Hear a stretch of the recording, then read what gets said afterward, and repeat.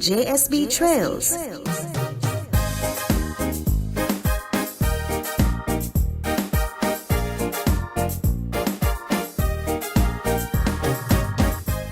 Welcome to JSB Trails, a beacon from the past, lighting the future.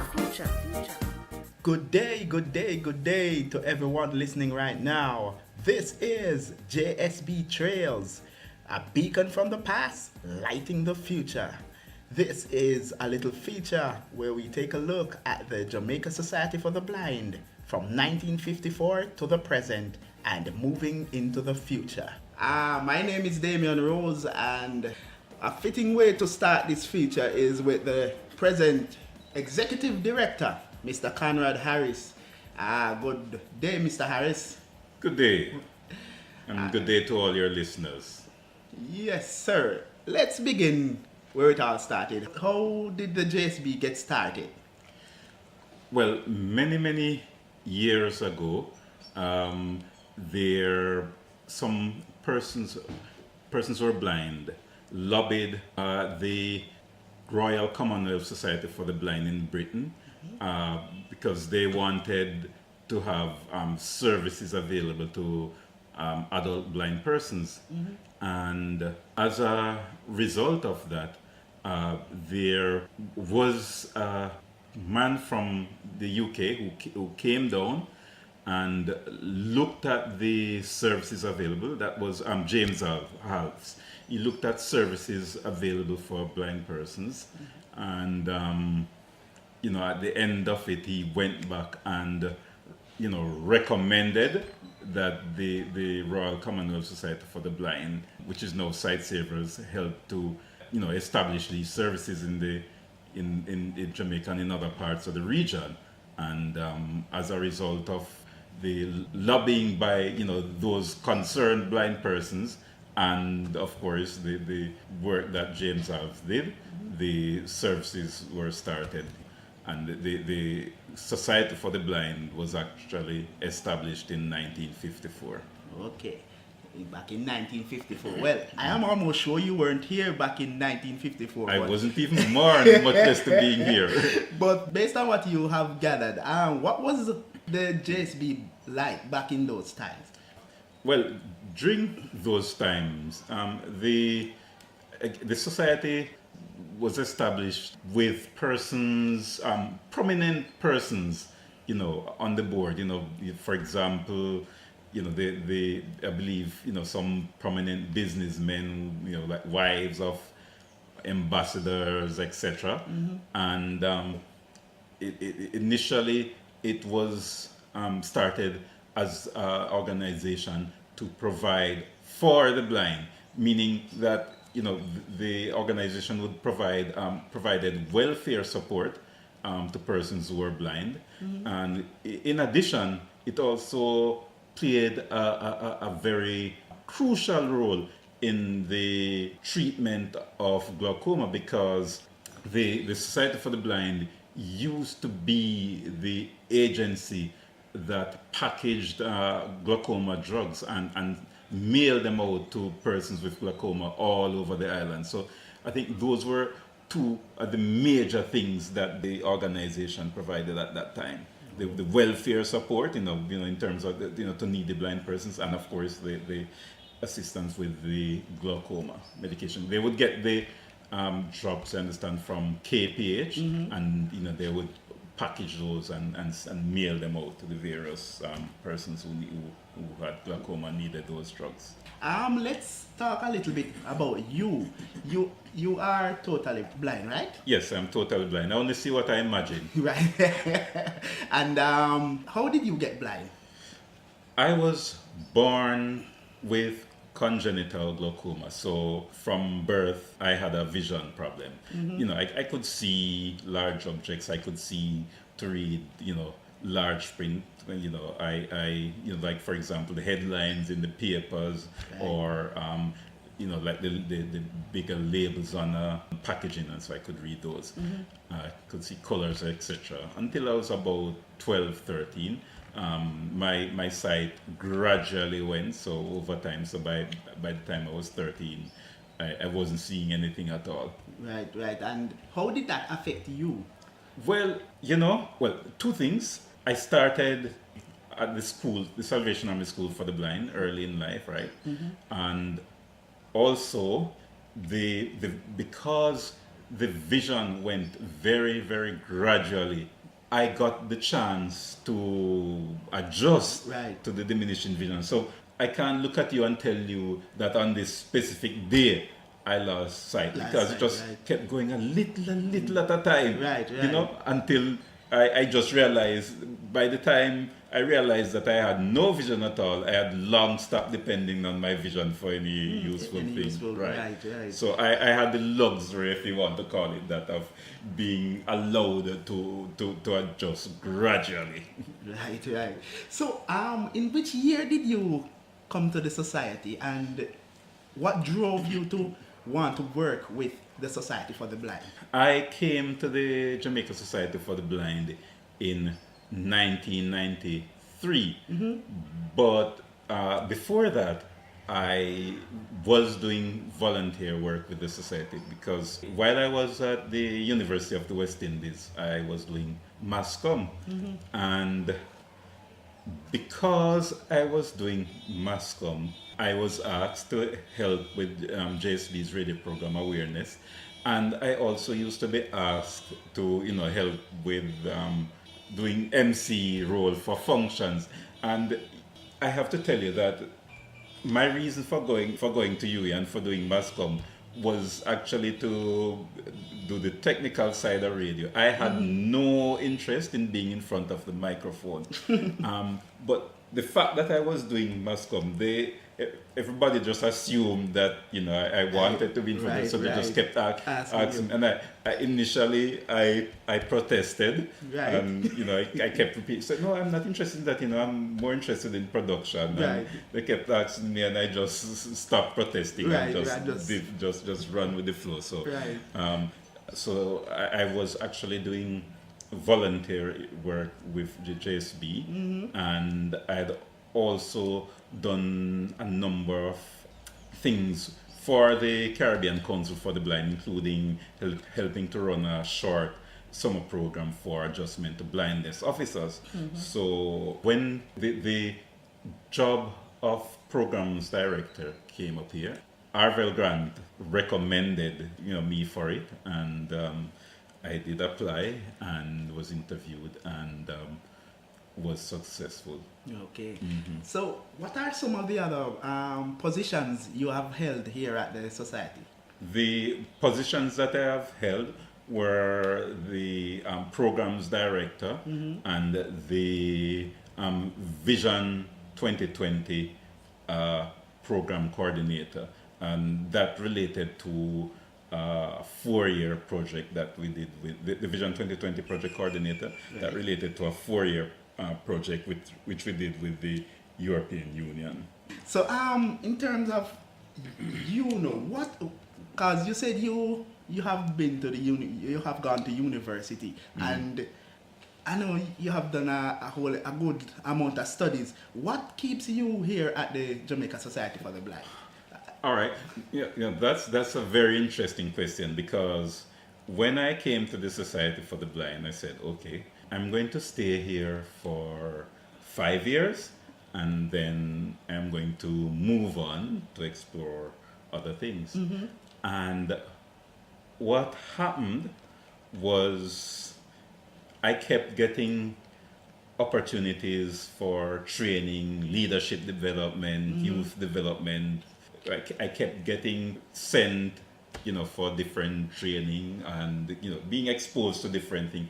And I said, but look, if the organization has invested in me this way, I can't just take the investment and then disappear. So I have to make sure that the fact that they have invested in me, I give back. Some of, I share what I have learned and give back to the organization. So it kept happening, and till, I ended up spending all this time here. I because as I said, I just couldn't, if I get opportunity for training, I need to use the training that I have had to Right. serve the people that helped me get the training. Right. Which year now were you given the post of executive director? I was given the post of executive director in 2017, just after the former director, Miss Morrison, left. So I think she left at the end of May, and I was given the post in July of 2017. So as executive director, I'm fairly new to the business. In terms of the vision of the organization, could you share a little bit about what is the vision of the JSB? Our mission is to promote welfare, education, and employment of persons who are blind, and to help blindness in Jamaica.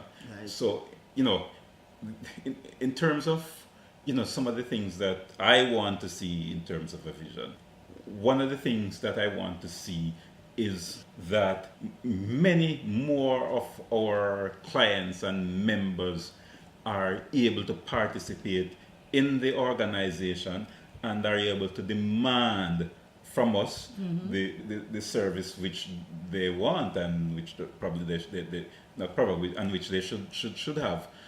Because one of the things that I have found, especially working in the adjustment to blindness area, is that the adjustment to blindness program makes such a difference to person's life that quite often, you find that the persons are so thankful that sometimes they don't see, some of the gaps that exist in the program, because, it makes such a difference in their life. But as much as it makes a difference, there are many gaps. For example, we only have one adjustment to blindness officer, right? And we need to find a way to ensure that persons who are blind can get service on demand or within a short period of time. Right. As it stands now, quite often people have to wait long periods to get service. So that's one of the issues. In terms of the prevention of blindness, I would love us to get to this state where we have a national plan to deal with eye care. Right. And I also believe that the government and the Ministry of Health should see the adjustment to blindness as part of the whole health issue. Right now, it's not seen. They tend to focus on the treatment and stuff like that, but no attention is really given to the adjustment. So if JSB as an NGO weren't filling the gap, there would be no adjustment services for persons who are blind. Right. I hear you speak about adjustment to blindness. Could you tell us about some of the other services that the JSB now offers? Okay, well, of course, one of them which is dear to my heart is the information technology, because I am keenly interested in that, and so that's something we help persons to learn to use the technology so that they can use it to do their day-to-day activities, like Right. banking, sending email, creating letters, and just accessing all that Yeah. wide variety of information that's on the internet. And Right. we do that, teaching them through the use of either computers or their smartphones. So that's a thing that I'm interested in. I'm also very much interested in the library services that we provide, and I used to say to myself that if I wasn't doing what I was doing, I would love to be the librarian, because I enjoy reading. But yes, we have a library service that offers books in Braille and also in audio format. Right. So that's another service. We have an aids and appliance shop where we sell adaptive aids and appliances, and I think we're kind of trying to, because we used to stock a broad range of items, and I think we're kind of looking at probably moving away from that now and probably serving as an entity which can order items which people need, because if you keep a stock, it's a great investment, and many of these items don't sell as quickly, right? So you have stock on your hand for a large time. Having that shop, I guess, was very important in the past, but now that it's shipping services are so prevalent and it's so relatively easy to get things, we are thinking about moving away from stocking items to the situation where we order, if persons want us to do that. Because again, that's something that's once we provide you with the information, we can tell you where to go to get what you want. Right. So persons could order it for themselves, but there are persons who might not, for example, have access to a credit card or whatever, and they might still need an agency such as us. Although again, some of those import agencies, they will they find a way to facilitate you, through using their own credit card, cards. right? So we're glad that things have come this far. So we in order to manage our cash flow and things, we tend to be moving away from the appliance shop. I also need to highlight our Vision Center, which spearheads our prevention of blindness activities or programs, because the Vision Center was launched in 2017, I believe in January of 2017. So it's just about 2 years old, and we provide a range of eye care services. We have an ophthalmologist, so you can get your we can get your eyes checked and get diagnosis, etc. We have optometrists.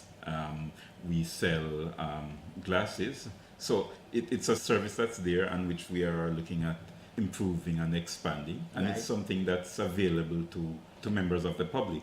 So you seem to have a wide range of programs going on here, but do you have the full complement of staff to go through the whole day-to-day running of all these programs?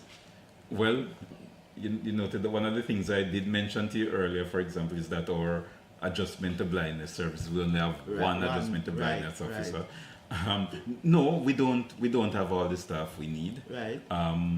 But I guess we have to work. Well, we're working within the budget that we have right now, and we're doing all we can to see how we can find ways to increase our income, and also to see if there are services that we can cause to be provided. Right. That rather than the Society for the Blind providing it themselves, maybe we can lobby for maybe different entities, aspects, agencies of government to provide those services. Right. Currently, how many members of staff do you have? I think we have 11 members of staff right now. Right. And for these persons coming into the organization, because I guess you have both a mixture of Yes, people. we have both blind and seeing staff. So for the seeing people who are coming into the organization, do you have any prior training or they learn on the job then? The only specialized training that we have is for the adjustment to blindness officers who we bring in. We organize special training for them because they are going out there to teach other blind persons. Other persons who come in, we give them sensitization training to crash course on how to relate and communicate with persons who are blind, helping them to understand blindness and all of that. We give them a brief crash course, but most of what they will learn will be on the job. Right. So in terms of how difficult is it for a blind person to run an organization like this, to keep up with the day-to-day runnings? Is it easy? Okay, technology, has made a lot of things much easier. So there's a lot that I can do with technology. There are many things relating to running the organization. Some of the things, I guess, which can be challenging for persons who are blind to organize. So it means, like, for example, okay, you have a caretaker, and of course, the caretaker has supervision, but you as a blind person, you still want to know that everything is in order, because and sometimes that's not so easy to do, because it's not everything. Your fingers and your smell and so will tell you a lot, but there are things that because of the inability to see, you might miss. So you have to make sure that you have staff who are trustworthy and loyal, and you also have to make sure that they understand their role, and there are persons who I work with who they'll have to be my eyes when it comes to certain things, right? So in terms of funding, because doing this interview so far, it has dawned on me that funding is one of the major problems that an organization like this will face. If you don't mind, currently, how does the JSB get funding? Okay, we get a small subvention from the government through the Ministry of Labor and Social Security, and we are eternally grateful for that, because it is something stable. It is something that that you'll get every 2 months, so it's something that you can plan on, right? For the other funding, most of our funding comes through donations and through projects. So we do different projects, and through those we are able to raise money to do different, to carry out different activities. Right. And for persons who are listening right now who would like to, make a donation or a contribution to the JSB, how do they go about doing this? Okay. Right now they can call or email us. So if they call us at 876-927-6759 or 876-927-6757 or email us at JSB, that is J for Jamaica, S for Society, and B for Blind, right. JSB at cwjamaica.com. We can provide them with the necessary information to help them to make that donation, or they can just walk in. We are located at 111.5 Old Oak Road, close to Campion College and across from St. Peter's and Paul almost. We can walk in, and we will gladly accept your donation of cash or kind, even your time. A lot of persons donate services to us, and we find those very, very useful. We have need for all kind of services. Do you have currently volunteers coming in? Because as you have said, we're kind of short on staff. So do volunteers come in every now and again, and where are some of the places that you get volunteers from? We have volunteers who come in on a regular basis, and we are eternally thankful for the universities and college which require that their students do community service hours, because that's one of the ways in which we find volunteers, and we have had some very, very good volunteers through those programs, and many of them will continue to work with us. I mean, not at the same frequency, but they'll continue to work with us even when their required hours are finished. And many of them are persons that we can call and say, okay, we're having this special function, we need some extra volunteers, and they will come in. So we are eternally grateful for that. That those are one of the sources of our volunteers. And of course, we have persons who just want to help and will contact us. We maybe they have heard about us through paper advertisement or whatever, and they'll contact us. And we have also obtained volunteers through the CVSS, the Council of Voluntary Social Services, their volunteer center. We have, and I remember last year when we were doing our World Site Day and we needed volunteers, they were able to assist us with, I think, somewhere in the region of 10 volunteers to help us to do that event. So yeah, those are some of the ways that we get our volunteers. Okay then. So in closing, in terms of going forward with the JSB, what are some of the things that you're looking forward, some of the things that you will be trying to implement going forward for the clients of the JSB? Okay, I think some of them I alluded to earlier, but I want many more persons who are blind to have access to technology, because I think it makes such a great difference.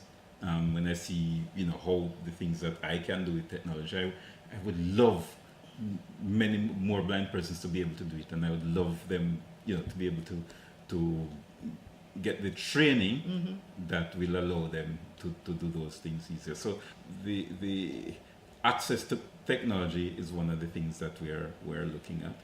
In terms of the Vision Center, we are currently doing some outreach, but we'd love to expand it and to be able to reach more, especially children who are blind. Because, one of the issues to see if we can catch vision problems early so that we can prevent them from getting worse. So if we would love, especially to children in rural Jamaica, so we'd love to be able to expand those services and maybe, to have some kind of a mobile service that would allow us to reach, in the far rural areas. And I hope that I will, not sure exactly how we're going to do it, but I would love that if in my lifetime I would be able to say that persons who need adjustment to blindness services will be able to have that service on demand. Indeed. Well, folks, there you have it. The man of the moment himself, Mr. Conrad Harris, the current Executive Director of the Jamaica Society for the Blind. Thank you for joining me for the first installment of the JSB Trails, and I hope you can join me again for another episode. My name is Damion Rose. Take care. Thank you for listening to JSB Trails, a beacon from the past, lighting the future.